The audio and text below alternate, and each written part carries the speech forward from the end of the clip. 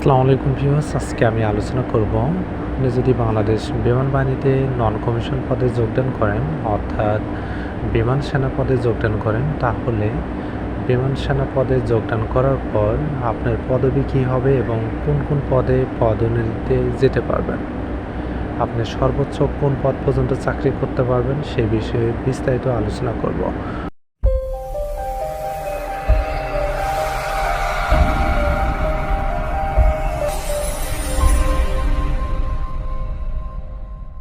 Viewers, আপনি শুধুমাত্র SSC pass করে বাংলাদেশ বিমান বাহিনীতে বিমান সেনা পদে যোগদান করতে পারেন।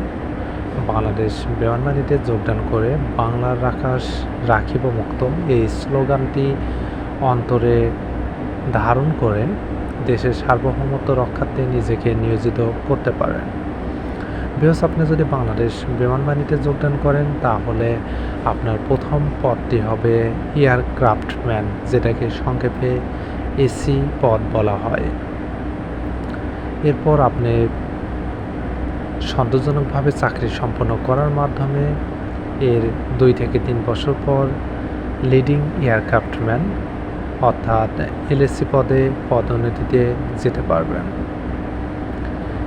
এলএসসি পদে থাকা অবস্থায় আপনি যখন সন্তোষজনকভাবে চাকরি সম্পন্ন করবেন এবং আপনার চাকরি যখন 7 বছর সম্পন্ন হবে, তখন আপনি এলএসসি পদ থেকে কর্পোরাল পদে যেতে পারবেন।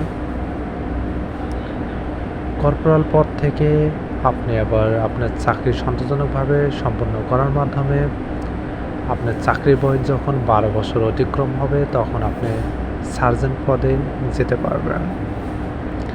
সার্জেন্ট পদ থেকে সন্তোষজনকভাবে চাকরি সম্পন্ন করার মাধ্যমে বেশ কয়েক বছর চাকরি করার মাধ্যমে আপনি সার্জেন্ট পদ থেকে ওয়ারেন্ট অফিসার পদে পদোন্নতিতে যেতে পারবেন।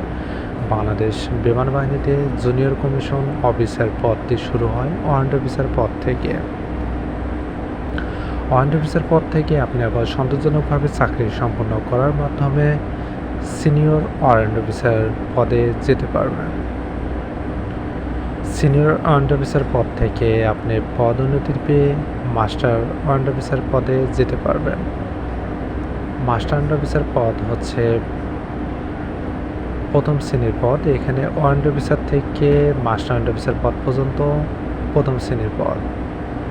ভিউয়ার্স, বুঝতেই পারতেছেন, আপনি যদি বাংলাদেশ বিমান বাহিনীতে নন কমিশন পদে যোগদান করেন তাহলে নন কমিশন পদ থেকে পদোন্নতি পেতে পেতে একটা সময় জুনিয়র কমিশন অফিসারের যে সর্বোচ্চ পদ মাস্টার ওয়ারেন্ট অফিসার পদ পর্যন্ত আপনি যেতে পারবেন।